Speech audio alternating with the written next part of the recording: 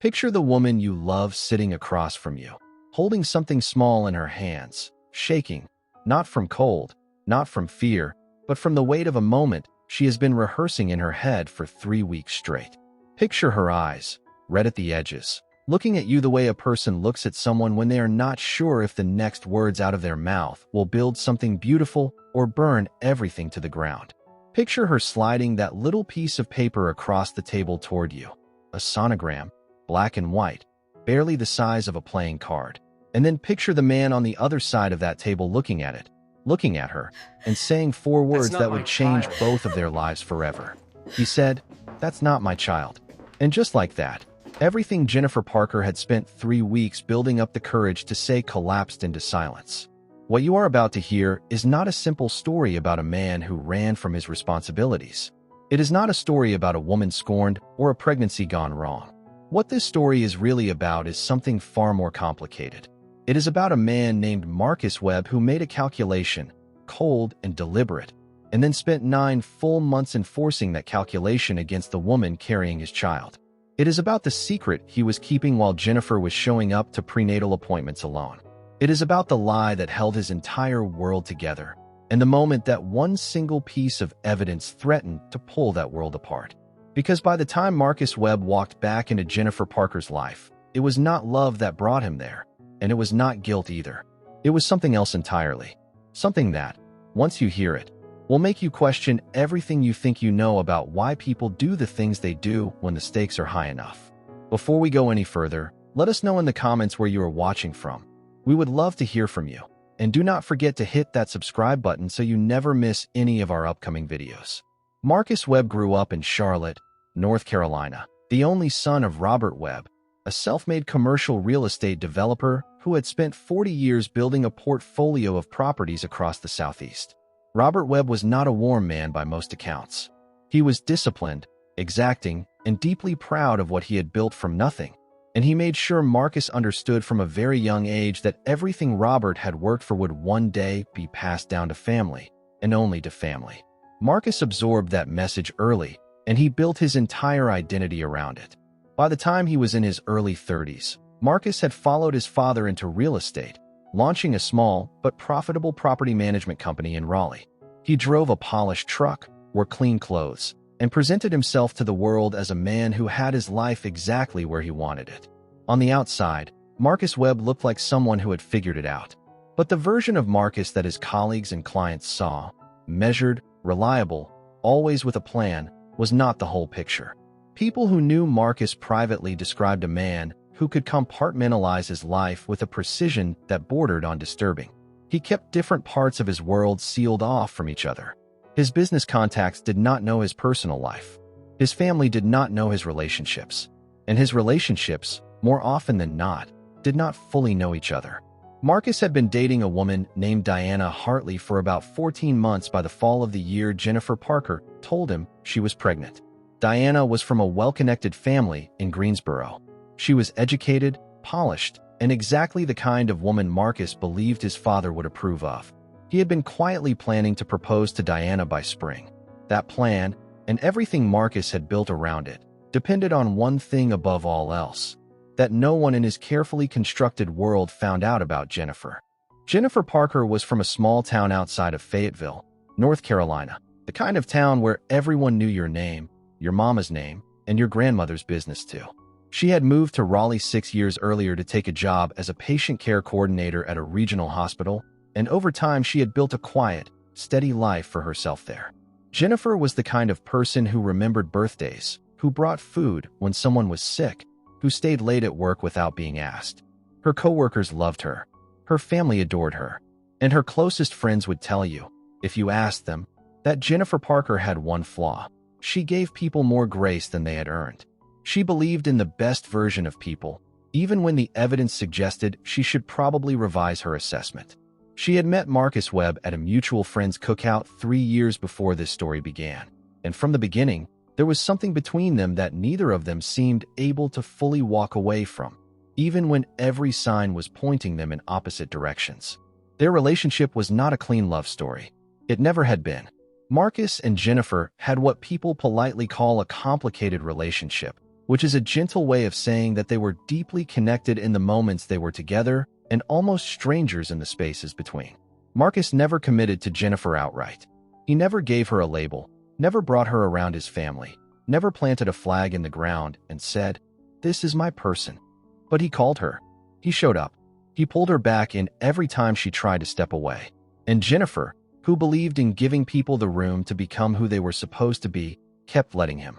By the time she found out she was pregnant in the early fall, Marcus and Jennifer had been doing this quiet, unspoken dance for 3 years. And Jennifer, for all her wisdom and warmth, walked into that conversation believing that the news of a child, their child, might finally be the thing that made Marcus Webb choose her. Jennifer found out she was pregnant on a Thursday morning. She sat in her car in the hospital parking lot for 45 minutes before she could make herself drive home. She told no one for the first 2 weeks, not her mother, not her best friend, not a single soul, because she needed time to process it herself before she could handle anyone else's reaction. She went to her first prenatal appointment alone. She bought a small frame at a craft store and put the sonogram inside it. She wrote and rewrote what she was going to say to Marcus so many times that she wore down the eraser on 2 separate pencils. She was not naive about how Marcus might react. She knew him well enough to know that this news would not be easy.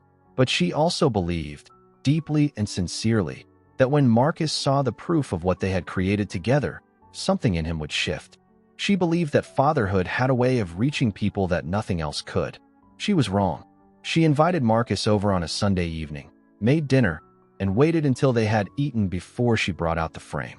She placed it on the table between them and told him quietly that she was 11 weeks along.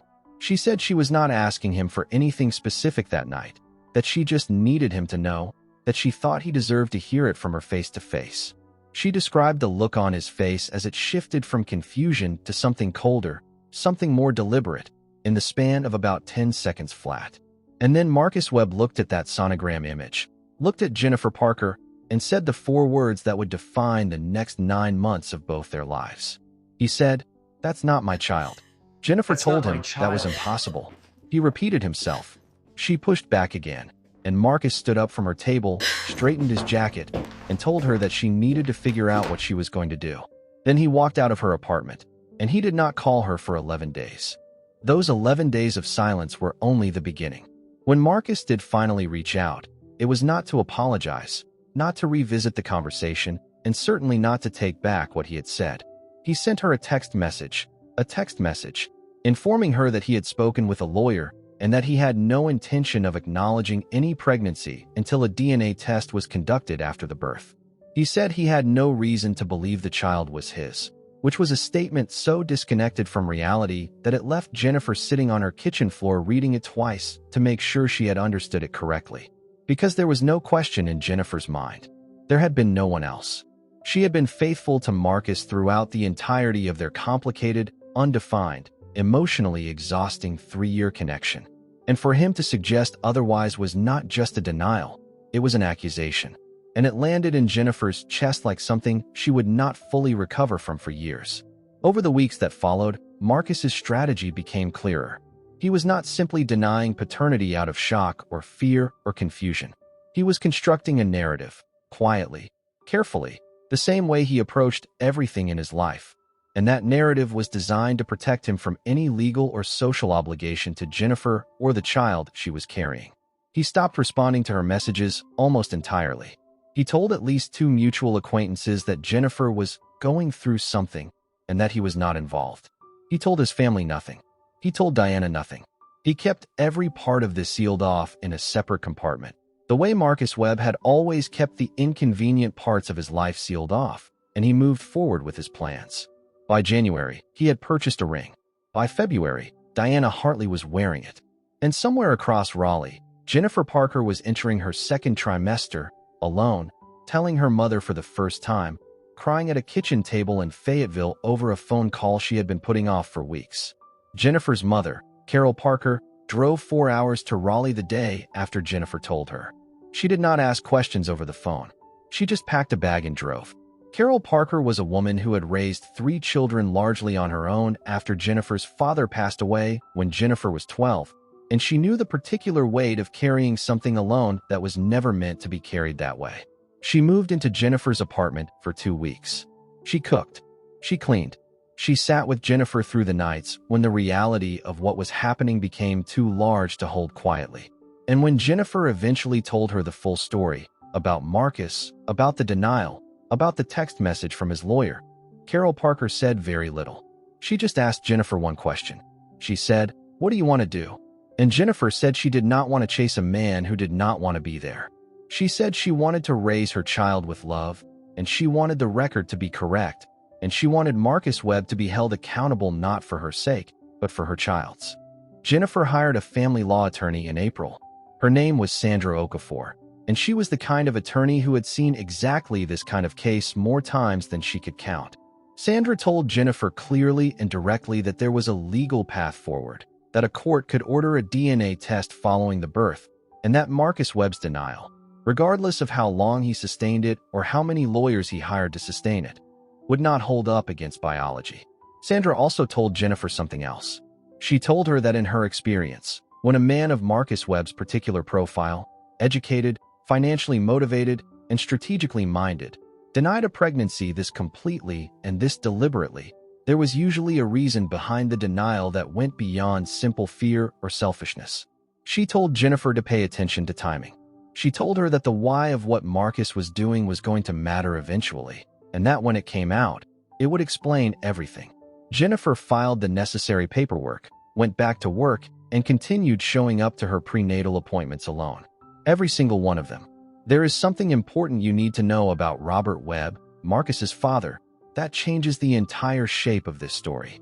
Robert Webb had been diagnosed with a serious illness 2 years before any of this began. His condition had been deteriorating slowly but steadily, and by the time Jennifer Parker was telling Marcus she was pregnant, Robert Webb was already in the process of working with his estate attorneys to finalize his will. Robert had accumulated significant wealth over his 40 years in real estate, properties across 4 states, investment accounts, a family trust that had been growing quietly for decades. He had no other children. Marcus was his only son, and Robert Webb, for all his emotional distance, was a man who believed in legacy. He believed in bloodline. He believed, and had stated this in explicit terms to more than one person over the years, that what he had built should stay within his direct family, and that direct family, in his mind, meant his son and his biological grandchildren. The will that Robert Webb finalized in the late fall, the same fall that Jennifer Parker was sitting across from Marcus at her kitchen table with a sonogram in a small frame, contained a specific provision. That provision stated that a portion of the estate, held in a separate family trust valued at just under $9 million, would pass to Marcus's biological children. Not to Marcus alone, to his biological children. The provision had been Robert's way of ensuring that his legacy would carry forward through the next generation. It was a condition Robert had attached to the trust years earlier, and it had never mattered much because Marcus had no children. But now, whether Marcus chose to acknowledge it or not, he did. And Marcus knew about that provision. He had known about it for years. And that is the piece of this story that Sandra Okafor, Jennifer's attorney, began to pull on like a loose thread in the spring of the following year. Robert Webb passed away in March, 6 weeks before Jennifer Parker's due date. The obituary ran in the Charlotte Observer. A private service was held for the family.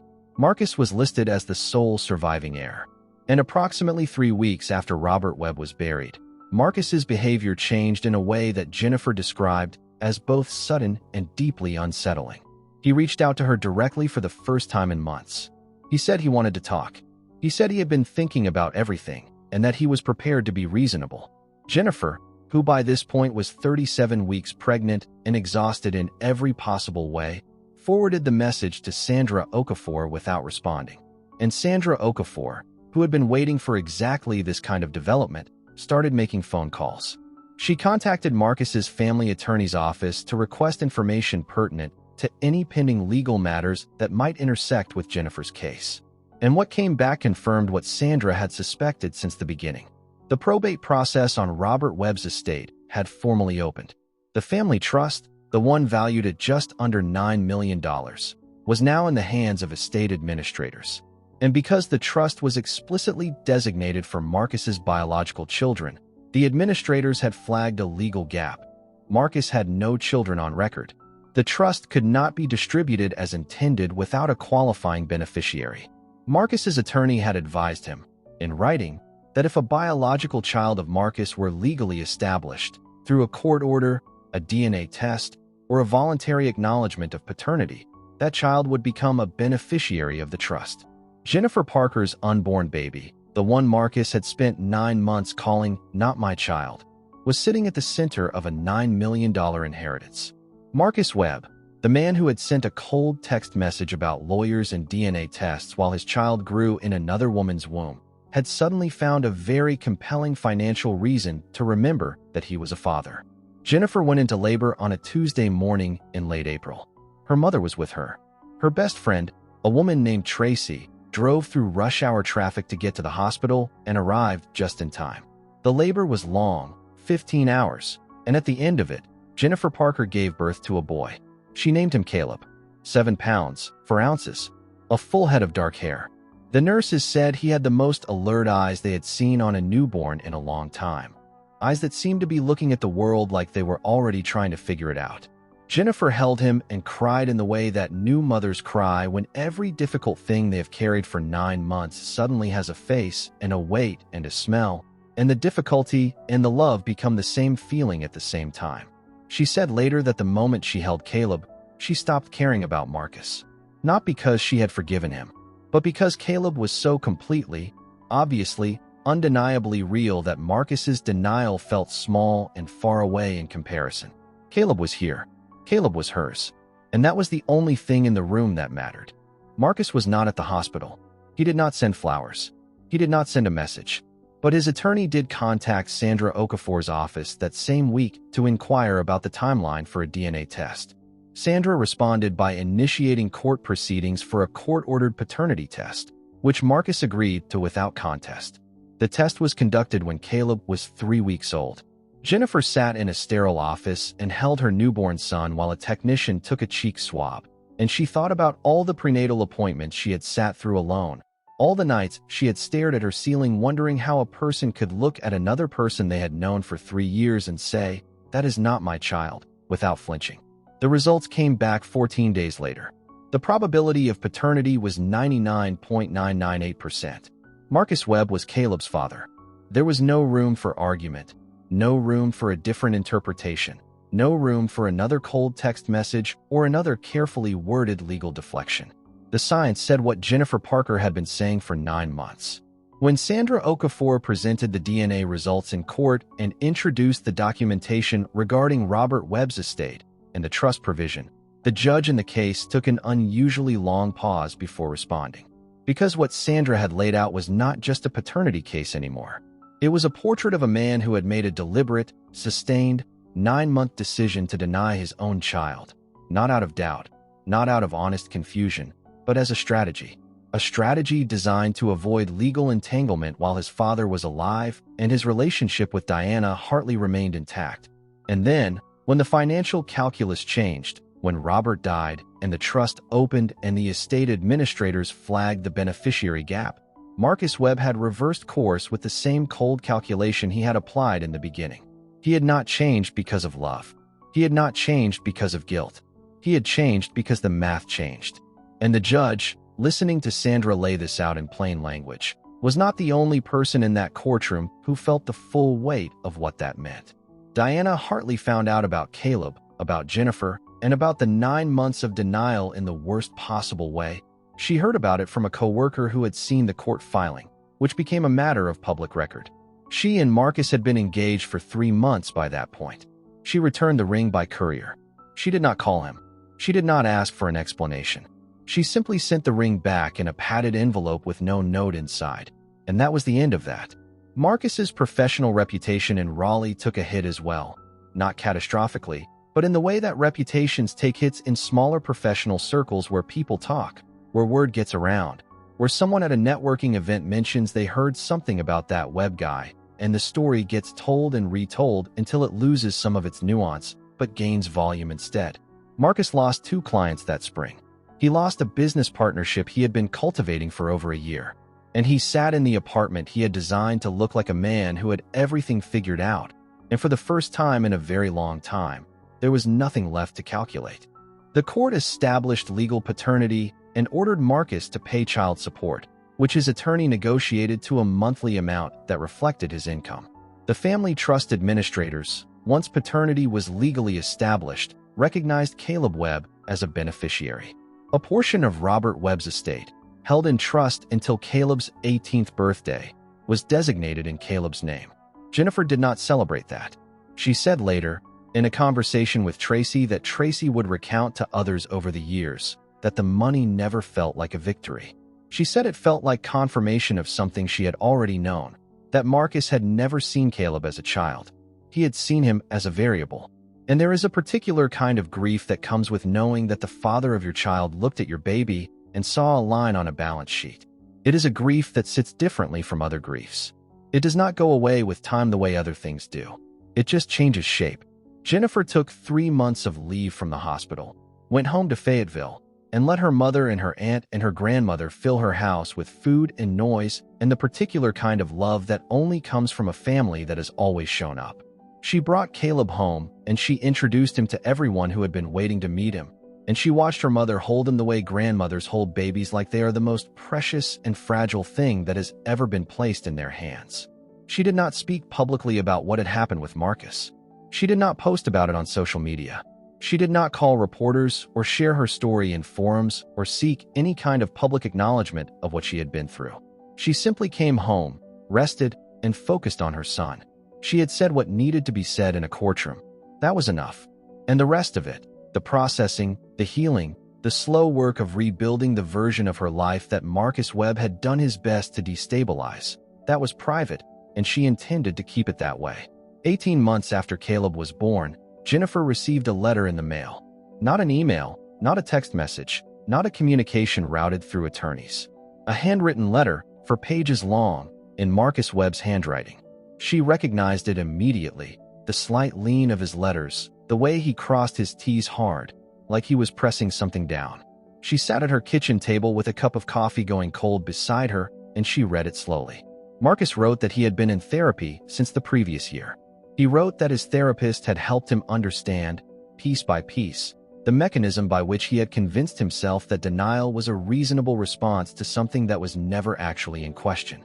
He wrote that he understood if Jennifer never wanted him anywhere near her or Caleb. He wrote that he was not writing to ask for anything. He said he was writing because he needed her to know that he understood what he had done, not in the legal sense, not in the financial sense, but in the human sense.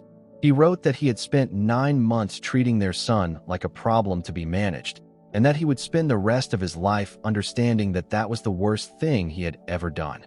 Jennifer read the letter twice. She folded it carefully and put it in the drawer of her nightstand, which is where she kept things she was not ready to throw away but was not ready to act on either. She did not respond that week. She did not respond the week after. She talked about it with her therapist, with her mother, and at length with Tracy, who had opinions that she delivered with the particular directness of a best friend who has watched you cry too many times over the same person and has no patience left for softness on that subject. Tracy told Jennifer to leave the letter in the drawer and move forward.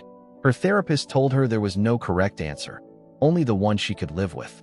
Her mother told her to pray about it. And Jennifer, who had spent 9 months learning to trust herself under the most extreme possible conditions, decided to take her time. She was in no rush. Caleb was healthy. She was healing. And Marcus Webb's regret, however genuine, would keep. Jennifer responded to Marcus's letter 8 weeks after receiving it. She wrote back by hand as well. 2 pages, careful and composed. She did not offer forgiveness as a destination, but she did not close the door entirely either. She wrote that Caleb was growing fast. She wrote that he was beginning to pull himself up on furniture and that he laughed at almost everything. She wrote that she had thought for a long time about what it would mean for Caleb to grow up not knowing his father, and what it would mean for Caleb to grow up knowing a father who had chosen, once, to pretend he did not exist. She told Marcus that if he was serious about wanting to be in Caleb's life, she would not stand in the way of that. Not because Marcus had earned it, but because Caleb deserved to make that decision for himself one day, with full information and full access, rather than having the decision made for him by two people who had already made enough decisions on his behalf without asking him. She said she would need to see consistency. Not words, not letters. Consistency. Marcus showed up consistently. That part is important to say, because it would have been easy to write this story as one in which the man who denied his child never truly changed, in which the calculation that had governed his behavior from the beginning eventually reasserted itself. But that is not what happened. Marcus started with supervised visits at a neutral location, agreed to by both attorneys. He showed up on time. He came prepared, with snacks, with age-appropriate toys, with the quiet attentiveness of a person who was aware that they had been given something they had not earned and was determined not to waste it. Jennifer watched from across the room during those early visits and said nothing. She watched Marcus hold Caleb on his knee and point at picture books. She watched him sing something off-key and make Caleb laugh.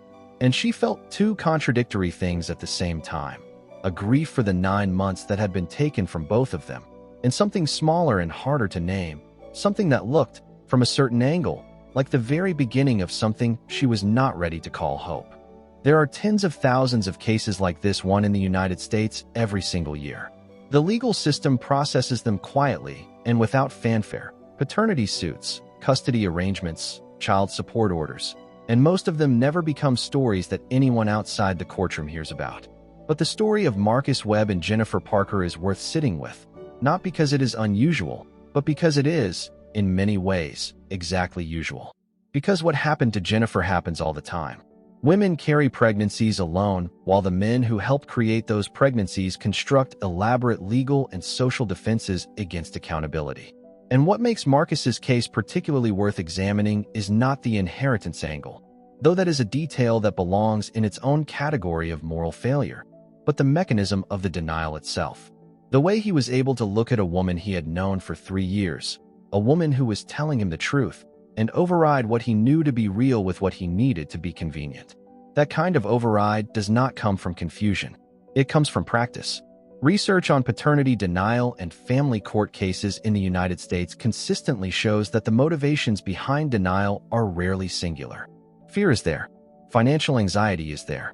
The existence of another relationship is there. But underneath all of those surface reasons, what family therapists and social workers who work with these cases will tell you is that there is almost always a deeper avoidance at work, an avoidance of the self that parenthood forces onto a person. Because becoming a parent is not a neutral event. It requires you to reckon with who you are. It requires accountability in a form that is ongoing, unresolvable, and entirely without exit. And for a man like Marcus Webb, who had spent his entire adult life engineering exits, keeping people in separate compartments, managing his world like a portfolio, the arrival of a child was not just an inconvenience. It was a mirror, and he was not ready to look at what was in it. Caleb turned 3 years old on a Thursday in late April. Jennifer decorated the kitchen with streamers and balloons and baked a lopsided chocolate cake that Caleb destroyed with both hands before she could even get a photo of it whole. Her mother was there. Tracy was there with her kids. And Marcus was there too, standing near the back of the kitchen, a little awkward, holding a wrapped gift that Caleb immediately lunged for with no patience for the ceremony of waiting. Jennifer watched Marcus kneel down to Caleb's level and help him tear the paper off the box, and she thought about the woman who had sat in her car in a hospital parking lot 4 years earlier, 45 minutes unable to move, trying to figure out how to carry news that would either build something or burn it down. She thought about the sonogram in the small frame. She thought about the text message from the lawyer. She thought about 15 hours of labor and a room full of women who loved her enough to be there, and a father who was not. And she thought about how much of life is just people trying, at different speeds and in different directions, to become who they should have been from the beginning. That does not mean the story ended cleanly. Life rarely does. Jennifer and Marcus have a co-parenting arrangement that requires work and negotiation and the ongoing management of a history that is not simple. There are days when civility is hard to maintain. There are conversations about Caleb's schedule or Caleb's school or Caleb's health that have to pass through a layer of residual tension before they become just two parents talking about a kid they both love. Jennifer has said publicly in one interview that she does not know if what Marcus feels for Caleb now is what a father is supposed to feel, but that from everything she can observe, it appears to be real. And she has chosen, for her own peace as much as anything else, to take it at face value. Not because Marcus deserves the benefit of the doubt, but because Caleb does. Because Caleb, who is 3 years old and laughs at almost everything and destroys his birthday cake with both hands before anyone could stop him, deserves to grow up in a world where the adults around him are trying their best, even if their best arrived late. If you take a step back and look at what this story is really about, it is about the cost of denial, not just the legal cost, not just the financial cost, but the human cost. The cost was paid by a woman who spent 9 months going to prenatal appointments alone because the man who should have been beside her was too busy protecting an image to tell the truth. The cost paid by a child who will one day be old enough to understand the full story of how his father responded to his existence, and who will have to find a way to hold that knowledge alongside whatever version of his father he has come to know by that point. And yes, the cost paid by Marcus himself, not in sympathy, because sympathy is not what this story earns him, but in the simple, irreversible reality that there are 9 months of his son's life he chose not to be present for, and no inheritance, no legal arrangement, no handwritten letter, and no Thursday birthday party with streamers and a lopsided chocolate cake will ever give him those 9 months back. That is the cost of the calculation he made, and it is permanent. Stories like Marcus and Jennifer's raise a question that family law attorneys, therapists, and child development researchers have been wrestling with for decades. And it is not just a question for men who deny paternity. It is a question for all of us about the gap between who we present ourselves to be and who we actually are when something genuinely hard asks us to show up. Marcus Webb presented himself as a man who had everything under control. He had a business, a strategy, a carefully managed image, and a plan for every contingency. And when life handed him the one thing that his systems were not built to process, a child, a real human connection that could not be compartmentalized or managed or deflected, he folded. He did not fold dramatically. He folded strategically, which is somehow worse. Because a dramatic collapse at least has the honesty of emotion in it. What Marcus did was cold. And the coldness, more than anything else, is what made it so hard for Jennifer to fully let go of. Jennifer Parker still lives in Raleigh. She went back to work at the hospital when Caleb was 4 months old, and she was promoted to a department manager role the following year. She bought a house in a neighborhood with good schools and a community garden that Caleb has already decided he wants to grow tomatoes in, even though he has no patience for the part where you wait. She has not been in a relationship since Marcus, not because she has given up on the idea, but because she is in no rush. And because the last 3 years have taught her that the quality of who you let close to you and your child matters more than the speed at which you find them. Her mother visits every other month. Tracy lives 2 neighborhoods over. The life Jennifer Parker has built is not the one she imagined when she was sliding that sonogram across the table in her apartment. But she will tell you, if you ask her, that it is better. Not easy, not smoother, but better, in the way that things built by someone who has survived something hard are always a little stronger than the original blueprint called for. Marcus Webb continues to show up. That, too, is worth saying. Because the end of this story is not a triumphant vindication and it is not a catastrophic collapse. It is something quieter and harder and more true to how life actually works, which is that people are capable of causing real damage and also capable of slowly, imperfectly trying to repair it, and that both of those things can be true about the same person at the same time. What Marcus did to Jennifer and to Caleb during those 9 months of denial was a failure of character that no amount of showing up at birthday parties completely undoes. But Caleb, who is 3 years old and who will one day be 30, will decide for himself what his father's story means. He will have access to the truth.